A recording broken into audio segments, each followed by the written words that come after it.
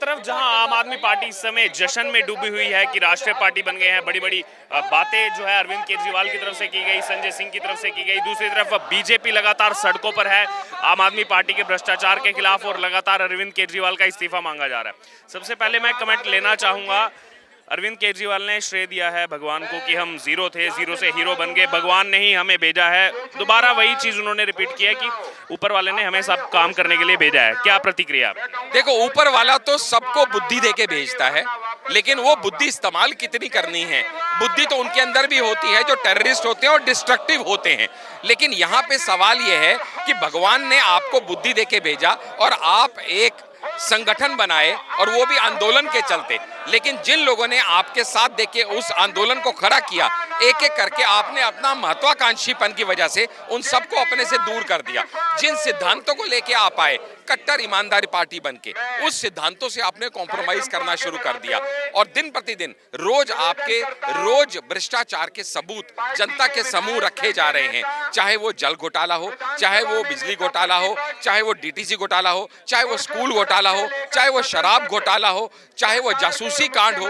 रोज कोई ना कोई ऐसा कांड उजागर हो रहा है जिसके चलते लोगों को, भारत की, दिल्ली की जनता को अब समझ में आ रहा है कि शायद कहीं ना कहीं हमने किन लोगों के हाथ में इस समय अपनी दिल्ली की बागडोर दे दी। इस समय दिल्ली की जनता को पछतावा हो रहा है कि उन्होंने कैसे लोगों को चुन के ले आए हैं। एक तरफ हम कैंपेन भी देख रहे हैं, we miss you Manish ji poster लगे हुए हैं पूरे दिल्ली में, और दूसरी तरफ कल अरविंद केजरीवाल ने अपने वक्तव्य में भी कहा, जब कार्यकर्ताओं को संबोधित कर रहे थे, कि मनीष सिसोदिया, सत्येंद्र जैन यहाँ होते तो 4 चांद लग जाते। वो दोनों देश के लिए और हम सब के लिए संघर्ष कर रहे हैं। देखिएगा, मैंने भी वो कैंपेन देखा, वी मिस यू मनीष जी, लेकिन उस कैंपेन में मुझे एक सुझाव देना है अरविंद केजरीवाल जी को। जहां आपने मनीष सिसोदिया जी की फोटो लगाई है, साथ में एक बोतल की फोटो और लगा देते तो सच में पता चलता लोग किसको मिस कर रहे हैं। मनीष जी को मिस कर रहे हैं कि मनीष जी की दी हुई उस बोतल को मिस कर रहे हैं। वहां कहीं ना कहीं लिख देते मनीष जी 1+1, तो आज काश वो भी 1+1 होते, तो एक जेल में है तो दूसरे तो कम से कम यहाँ होते। लेकिन ये दुर्भाग्य है दिल्ली की जनता का कि ऐसे लोगों को, पहली बार ऐसा शिक्षा मंत्री बना जो साथ में शराब मंत्री का मेन पोर्टफोलियो संभाले हुआ था। शिक्षा मंत्री तो सिर्फ उसके ऊपर एक ढकने का एक मात्र निशाना भर था।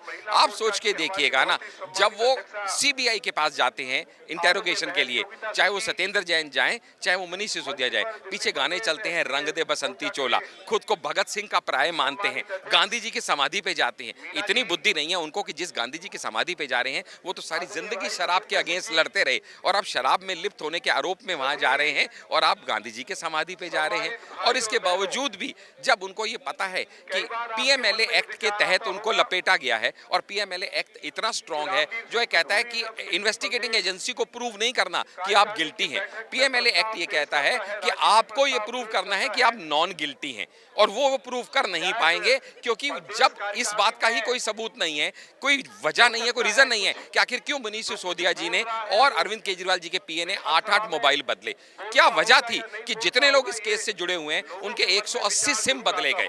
इस बात का कोई जवाब नहीं है कि अगर हमारी आबकारी नीति इतनी ही अच्छी थी तो जैसे ही एलजी ने इसके खिलाफ इंक्वायरी बिठाई, विद इन 24 आवर्स इसको वापस क्यों पुल बैक कर लिया गया। किसी भी बात का तथ्य के रूप में उनके पास कोई जवाब नहीं है। सिर्फ उनको 2 चीज आती हैं, एक चीज आती है विक्टिम कार्ड प्ले करना, और दूसरी चीज आती है कि सिर्फ अपने आप को बेचारा दिखा के ये दिखाना कि भाई हम तो देश की जनता के लिए, भले के लिए काम कर रहे हैं। क्या भला कर रहे हैं आप बताइए ना। कितने स्कूल आपने खोल दिए, कितने विश्वविद्यालय आपने खोल दिए, कितने डीटीसी बसेस में मार्शल आ गए, कितने वाईफाई जोन बन गए, जो आपको कितनी दिल्ली की प्रदूषण में हवा साफ हो गई, कितना यमुना साफ हो गई, कितनी थेम्स बना दिया आपने नदियों को। मतलब कहने का मतलब जो भी आपने वादे किए थे सब डाउन द ड्रेन है, एक भी वादे को आपने पूरा नहीं किया है। सिर्फ वो कहते हैं कि मोदी जी जुमलों की सरकार है, जो कि गलत है। झूठ बोल के, वर्गला के, झूठे वादों में फंसाना, इमोशनल लोगों के ब्लैकमेल करना, ये सब करना आम आदमी पार्टी का इस समय कृत बन गया है। और दुख इस बात का है कि वो इससे भी बाज नहीं आ रहे हैं। ये वो पार्टी है जो कहती थी कि दिल्ली की लॉ एंड ऑर्डर हमें दे दीजिए, पंजाब का लॉ एंड ऑर्डर इनको दे रखा है ना। सबने देखा क्या हालत हो रही है, थाने के थाने पे कब्जे हो जाते हैं, वो भी पहले अल्टीमेटम देने के बाद कि हम आपके थाने पे कब्जा कर लेंगे। और उस खालिस्तानी के अगेंस्ट कुछ कहने को इनके पास कुछ नहीं है, और अभी भी अपने मुख्यमंत्री की पीठ थपथपा रहे हैं कि आपने बहुत अच्छा काम किया। गजब है, इनका समझ नहीं आता ये क्या करना चाहते हैं। पीएमएलए का आपने जिक्र किया, इतना संगीन जो है prevention of money laundering act, अब इसमें पीसीए का भी जिक्र आ रहा है, प्रिवेंशन ऑफ करप्शन एक्ट, उसकी भी एंट्री हो चुकी है। देखिएगा, प्रिवेंशन ऑफ करप्शन एक्ट तो है ही है। मैं तो कह रहा हूं अभी जो इतने सारे मल्टीपल इनके ऊपर केसेस चल रहे हैं, जहां पे अभी तो हो सकता है एनआईए भी एक्शन में आ जाए, क्योंकि जो जासूसी कांड है इनका वो नेशनल इंटेग्रिटी और नेशनल सिक्योरिटी को एंडेंजर करता हुआ है। मतलब ना सिर्फ इन्होंने भ्रष्टाचार किया है, ना सिर्फ इन्होंने लोगों को, जनता के टैक्स पेयर्स के पैसे को बाहर राजनीतिक विज्ञापनों में खर्च किया है। आप बताइएगा ना, जल बोर्ड जब इन्होंने टेक ओवर किया 2015 में, दिल्ली जल बोर्ड, तो वो 897 करोड़ के फायदे में था, और आज की डेट में जल बोर्ड जो 897 करोड़ के फायदे में था, आज वो 77,000 करोड़ के घाटे में है। Do you read the figures? 800 crore के फायदे से 77,000 करोड़ का घाटा। पिछले एक साल में दिल्ली जल बोर्ड का जो घाटा है वो 17,000 करोड़ है। एक साल का घाटा। कौन जवाब देगा इसका?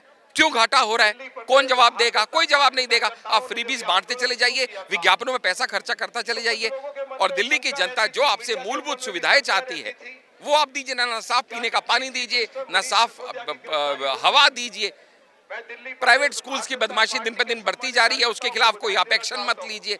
एक भी चीज के ऊपर आपका एक्शन नहीं होता है। आपको सिर्फ और सिर्फ अपना विक्टिम कार्ड खेलना है, और अपने लोगों को भी यही कहना है कि भैया अगर तुम्हें आप में आना है तो 8 से 10 महीने जेल में रहने के लिए तैयार हो जाओ। ये कहा उन्होंने 8 से 10 महीने जेल में। हमें मालूम है उन्होंने क्या क्या कहा, वो कैसे विक्टिम कार्ड प्ले करते हैं वो हम सब समझते हैं।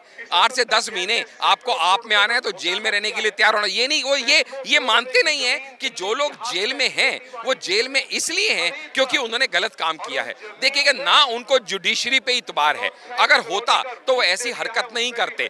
ना उनको कॉन्स्टिट्यूशन पे विश्वास है, ना उनको पुलिस पे विश्वास है, ना उनको एलजी पे विश्वास है, ना उनको आर्म्ड फोर्सेस पे विश्वास है। उनको विश्वास है तो किस पे? हर उस ताकत पे जो देश विरोधी ताकत है, जो देश को तोड़ने का काम कर रही है।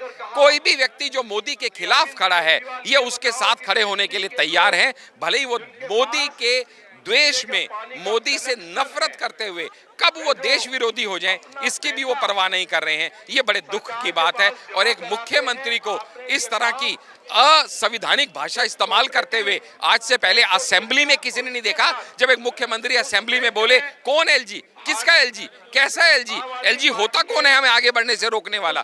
इस तरह की असंवैधानिक भाषा एक संवैधानिक पद पे एलजी के लिए इस्तेमाल करना एक चुने हुए मुख्यमंत्री के लिए सच में शर्म की बात है। और ऐसी पॉलिटिक्स की गिरावट आज तक कभी देखी नहीं गई जो केजरीवाल जी के रहते हुए देखी जा रही है। आखिरी कमेंट लेना चाहूंगा, संजय सिंह का एक कमेंट सामने आया है जो अभी पूरा विवाद चल रहा है डिग्री मामले को लेकर के। कह रहे हैं कि अगर ये चुनाव आयोग में गलत डिग्री दी है पीएम मोदी ने तो सदस्यता भी जा सकती है उनकी। संजय सिंह कह रहे हैं। देखिएगा, पहले तो हम लोगों को ये समझना पड़ेगा कि असल मुद्दा क्या है। मान लीजिएगा आप यहाँ पे एक रिपोर्टर के हैसियत से काम कर रहे हैं, और ऐसा कोई रूल नहीं है कि एक रिपोर्टर को ग्रेजुएट होना चाहिए, तो ऐसे में ये सवाल उठाना ही बेमायने है। आप कॉन्स्टिट्यूशन पढ़ के देखिए, ये देश कॉन्स्टिट्यूशन से, संविधान से चलेगा, ना ये आपकी मर्जी से चलेगा, ना ये मेरी मर्जी से चलेगा। संविधान में सिर्फ ये लिखा है कि कोई भी व्यक्ति जो इंडियन सिटीजन है, ग्रेजुएट है या नहीं है का कोई जिक्र नहीं है, 12वीं पास है या नहीं है का कोई जिक्र नहीं है। आप सोचिएगा ना, इससे पहले भी कितने मुख्यमंत्री ऐसे रहे हैं, किसी का नाम नहीं लूंगा, जो 8वीं पास है। डिप्टी चीफ मिनिस्टर 8वीं पास है। आप समझ रहे हैं मैं कहां इशारा कर रहा हूं। लेकिन सवाल यहाँ पे ये नहीं है, हम ये नहीं कह रहे हैं कि मोदी जी के पास डिग्री नहीं है। हम ये कह रहे हैं कि पहली बात तो ये सवाल उठाना ही गलत है, पहला पॉइंट। दूसरा पॉइंट, अगर आप सवाल उठाना भी चाहते हैं तो एक मर्यादा के रूप में, एक ठीक तरीके से उसको बात को रखा जा सकता है, पद और कद की मर्यादा को समझते हुए, क्योंकि आजकल सोशल मीडिया का जमाना है, डिजिटल युग है। जब आप अपने प्रधानमंत्री के ऊपर कोई लांछन लगाते हैं तो वो वर्ड भर में जाता है, और जो एंटी इंडिया नैरेटिव सेट करने वाले लोग हैं वो उसको हाथों हाथ एनकैश कर लेते हैं। ऐसा हमने राहुल गांधी के वक्तव्यों के बारे में भी कई बार पास्ट में देखा है। तीसरी बात, आप उसके लिए ऐसे पोस्टर लगाते हैं जिसमें नीचे अपना नाम नहीं लिखते हैं, प्रिंटिंग प्रेस का पता नहीं लिखते हैं, क्योंकि आप वहां पे नैरेटिव ये सेट करना चाहते हैं कि ये जनता ने लगवाए हैं। जबकि असल ये है कि जब पकड़े जाते हैं 10,000 पोस्टर्स के साथ की वैन आपके ऑफिस से निकली हुई पकड़ी जाती है, तो आपको मानने पे मजबूर होना पड़ता है कि ये हमने लगवाए हैं। चौथा, ये वो पार्टी है जिसके ऊपर पहले ही करोड़ों का दावा ठोका जा चुका है एलजी द्वारा कि आपने दिल्ली की जनता का hard earned money, tax payer का पैसा बाहर लगवाया। आप सोचिएगा 11 भाषाओं में पोस्टर बनवाना, जिन भाषाओं में मल्लड़, कन्नड़ और तमिल और ऐसी ऐसी भाषाएं हैं, जबकि इनकी सरकार दिल्ली और पंजाब में है। तो क्या दिल्ली या पंजाब में कन्नड़ में, मलयालम में, तेलुगु में पोस्टर लगेंगे क्या? अगर नहीं तो इनमें छपवाने का अर्थ क्या है? यानी दिल्ली और पंजाब के टैक्स पेयर्स का पैसा आप कन्नड़, मलयालम स्टेट्स में जाके वहां पोस्टर लगा के बर्बाद करना चाह रहे हो। और सबसे बड़ी बात, जब ऑलरेडी कोर्ट ने ये कह दिया कि कॉन्स्टिट्यूशन द्वारा ये मांगा जाना गलत है, फिर भी ये डिग्रीज ओपनली सारी वेबसाइट्स पे अवेलेबल हैं। हर यूनिवर्सिटी की वेबसाइट पे ये पब्लिश की गई है, आप वहां से इसको देख सकते हैं। और टाइम बर्बाद करने के लिए ये जो इन्होंने आरटीआई लगा के इंफॉर्मेशन मांगी, ये कोर्ट ने बड़ी सख्त टिप्पणी करी कि आरटीआई का प्रीव्यू पब्लिक इंटरेस्ट में पूछी गई इंफॉर्मेशन के लिए है, ना कि पॉलिटिकल एम्बिशंस को पूरा करने के लिए। और इस तरह के कृत करने के लिए सख्त टिप्पणी करते हुए उन पे 25,000 का जुर्माना किया गया। थोड़ी सी भी आंख में शर्म होती तो उसके बाद इस तरह के सवाल उठाना वो बंद कर देते, लेकिन वो तो कोर्ट पे ही उल्टा सवाल उठा देंगे और गलत बयानी करेंगे कि क्योंकि हमने डिग्री के बारे में पूछा तो हम पे जुर्माना लगा दिया गया।